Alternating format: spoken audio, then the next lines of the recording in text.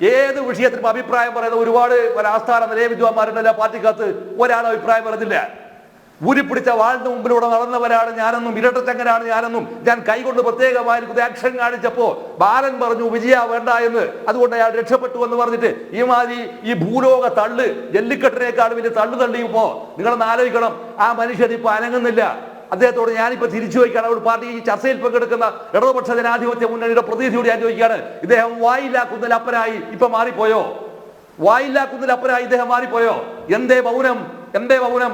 മറുപടി പറയണം. ഇവിടെ ഇത്തരത്തിൽ വരുന്ന ഗൗരവതരമായ വിഷയത്തെ സമീപിക്കുമ്പോൾ അതിന് രാഷ്ട്രീയ പ്രേരിതമാണ് എന്ന് നിങ്ങൾ ആക്ഷേപിക്കുമ്പോൾ ഞാൻ ഒരു കാര്യം കൂടി നിങ്ങളോട് ചോദിക്കുകയാണ്. സത്യത്തിൽ നിങ്ങൾ കളിച്ച കളിയിൽ വാസ്തവത്തിൽ നിങ്ങളെ വാട്ടർ ലൂ അല്ലേ ഇതിപ്പം? ഇടതുപക്ഷ രാഷ്ട്രീയത്തിന് വാട്ടർ ലൂ ആയി ഈ സാധനം മാറുകയല്ലേ ചെയ്തത് അല്ലേ? ഇവിടെയാണ് ഇന്ത്യൻ പ്രധാനമന്ത്രി മുൻപേ തൃശ്ശൂരിൽ വന്നപ്പോ അദ്ദേഹം നടത്തിയിരിക്കുന്ന ഒരു പ്രസ്താവനയുണ്ട്. ഒരു വളരെ എന്താ പറയാ ഒരു വളരെ പെരിഫറലായി നടത്തിയിരിക്കുന്ന ഒരു പ്രസ്താവനയുണ്ട്. അദ്ദേഹം പറഞ്ഞതാണ് ഈ സ്വർണ്ണ കള്ളക്കടത്തിന്റെ ഓഫീസ് ഏത് ഓഫീസ് കേന്ദ്രീകരിച്ചാണ് ഇത് നടന്നത് എന്ന് എല്ലാവർക്കും അറിയാം. ഒറ്റ വർത്താനേ വരുള്ളൂ, അതിനപ്പുറവും പറഞ്ഞിട്ടില്ല, ഇപ്പുറത്തും ഒരു അക്ഷരം പോലും അദ്ദേഹം സംസാരിച്ചില്ല ഇതിനെക്കുറിച്ച്. പക്ഷേ സംഭവം എന്താണ് വന്നത്? അതിൽ 1.5 ആഴ്ച കഴിയുമ്പോഴാണ് ഈ വിഷയം പൊങ്ങി വരുന്നത്. ഈ വിഷയം പൊങ്ങി വരുന്നത് പറയുമ്പോൾ അർത്ഥം എന്താണ്? മുഴുവൻ ഡീറ്റെയിൽസും മുഴുവൻ ഡാറ്റയും ആരുടെ കയ്യിലുണ്ട്? സെൻട്രൽ ഗവൺമെന്റിന്റെ കയ്യിൽ നിക്ഷിപ്തമാണത്. ഇനി ഈ പിണറായി വിജയൻ ഈ പറയുന്ന മിസ്റ്റർ വിജയൻ എന്ന് പറയുന്നയാൾ വരക്കും വരച്ചേ പറ്റൂ. കാരണം രാഷ്ട്രീയത്തിൽ അയാളുടെ അസ്തമയം ആരംഭിച്ചിരിക്കുന്നു. ഇനി വരാതിരിക്കുന്ന ദുരന്തം എന്താണെന്ന് അറിയോ നിങ്ങൾ? ആ ദുരന്തം ലോക്സഭാ ഇലക്ഷനിൽ തെളിയിക്കപ്പെടാൻ പോവുകയാണ്. ഇത്തരം വരാവുന്ന ഒരു അവസ്ഥയിലേക്ക് കൊണ്ടുപോകുമ്പോഴാണ് അത് ബാക്കി പിന്നീട് വരുന്ന ഭാഗം പിന്നീട് ഞാൻ വിശദീകരിക്കുന്നത്. ബാക്കി വരുമ്പോഴാണ് നമ്മൾ ആലോചിക്കേണ്ടത്, ഈ എക്സാലോജിക് എന്ന് പറഞ്ഞൊരു കമ്പനിയെ സാക്ഷി നിർത്തിയിട്ട് ഒരു പെൺകുട്ടിയെ നിങ്ങൾ വേട്ടയാടാൻ ഇറങ്ങി പുറപ്പെട്ടിരിക്കുകയാണോ എന്ന് ഈ പി ജയരാജനെ പോലത്തുള്ള കക്ഷികളും AK ബാലനെ പോലത്തുള്ള കക്ഷികളും ഇതിങ്ങനെ ആവർത്തിച്ച് പറയുമ്പോൾ AK ബാലൻ വാസല്ല നമ്പർ 1 കോമാളികളുടെ വേഷം കെട്ടിയാടുകയാണ്. ആരാണ് നിങ്ങൾ ചോദിക്കുന്നത്? ഈ ഒരു ചോദ്യം വിശ്വസിക്കുക? ആരാണ് വിശ്വസിക്കുക?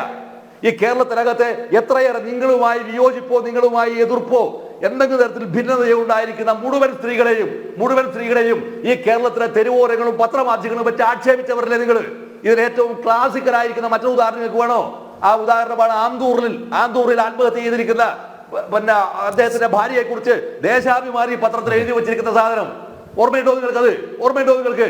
ഇതുപോലെ ആക്ഷേപങ്ങൾക്കും ആരോപണങ്ങൾക്കും വിധേയമായി കുടുംബം തകർത്തപ്പോ ഈ ഒരൊറ്റ സങ്കടവും ഉണ്ടായില്ല.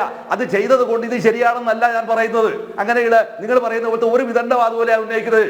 കാരണം എന്താണെന്നറിയോ? ഇതിനകത്ത് ഇത് അന്വേഷിക്കപ്പെടേണ്ടതാണ്. ഈ അന്വേഷിക്കപ്പെടേണ്ടതാണ് എന്ന് പറയുന്ന ഗൗരവതരമായ രാഷ്ട്രീയം മുന്നിൽ നിന്നുകൊണ്ട് മാത്രമാണ് ഈ കേരളത്തിലെ മുഖ്യമന്ത്രി ഇപ്പോ വായില്ലാക്കുന്നതിലപ്പരായി ഒരക്ഷരം പോലും ഉരിയാടാൻ കഴിയാത്ത നിസ്സഹാരാജക്. ഇതിന്റെ ഏറ്റവും ദയനീയവും പരിഹാസ്യവുമായ ചിത്രമാണ് പ്രധാനമന്ത്രി വന്നപ്പോൾ സ്വീകരിക്കാൻ പോയി, പ്രധാനമന്ത്രിയെ യാത്രയേക്കാനും പോകുമ്പോ അയാളുടെ മുഖം ശ്രദ്ധിച്ചിട്ടില്ലായിരുന്നു. നിങ്ങൾ ആരും ശ്രദ്ധിച്ചിട്ടാവുമല്ലോ. എന്താണ് ഈ ഇടതുപക്ഷ ജനാധിപത്യ മുന്നണിയുടെ പ്രതിനിധി ശ്രദ്ധിച്ചിട്ടാവുമല്ലോ അല്ലേ? കരഞ്ഞു കലങ്ങിയിരിക്കുന്ന മുഖവുമായാണ് പോയത്. എന്തേ ഈ ഇടതുപക്ഷത്തിന്റെ ഈ ആത്മവീര്യം ചോർന്നത് എവിടെയാണ്? ജനങ്ങളുടെ മുമ്പിൽ ഇയാളും ഇയാളുടെ കുടുംബവും പൂർണ്ണമായും എന്ത് ചെയ്യാൻ തരുമോ റിവീൽ ചെയ്യപ്പെടാൻ പോവുകയാണ്. ഈ റിവീൽ ചെയ്യപ്പെടുന്ന ഇത് ഷാജി ഇപ്പൊ നാളെ പറയണ്ട, ഇത് ഷാജിക്കുള്ള വ്യക്തിപരം. ഷാജിക്ക് അത് പിൻവലിക്കുകയാണ്. ഒരു തരത്തിലുള്ള വൈരാഗ്യവും ഷാജിക്കില്ല. പക്ഷേ രാഷ്ട്രീയത്തിൽ നേര് കൃത്യമായി കാണിക്കാതെ ഒരു കാര്യം ചെയ്തു കഴിഞ്ഞാൽ ആലോചിക്കുന്നത് ഒറ്റ വിഷയോട് പറഞ്ഞിട്ട് ഈ പോർഷൻ അവസാനിപ്പിക്കാം. മുഴുവൻ വിഷയത്തെയും വ്യക്തിപരമായി മാത്രം കാണുകയും തനിക്കിഷ്ടമല്ലാത്ത എന്തിനേയും സംഹരിച്ചു പോവുകയെന്ന രാഷ്ട്രീയത്തിലാണ് ഇപ്പോ ഇവിടെ എന്താ പറ്റിയത്? അടി തെറ്റിയത് ഇവിടെയാണ്.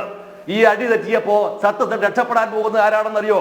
കേരളത്തിൽ ഇടതുപക്ഷവും കൂടി രക്ഷപ്പെടാനുള്ള ഏറ്റവും ഗംഭീരമായിരിക്കുന്ന ഒരു അധ്യായത്തിന്റെ ഓപ്പണിംഗ് ആണ് ഈ എക്സാലോജിക് എന്ന് പറയുന്ന കമ്പനിയുടെ അന്വേഷണം നടക്കുന്നതിലൂടെ സംഭവിക്കാൻ പോകുന്നത് എന്നാണ് എനിക്ക് ഇപ്പോ പ്രാഥമികമായി പറയാനുള്ളത്.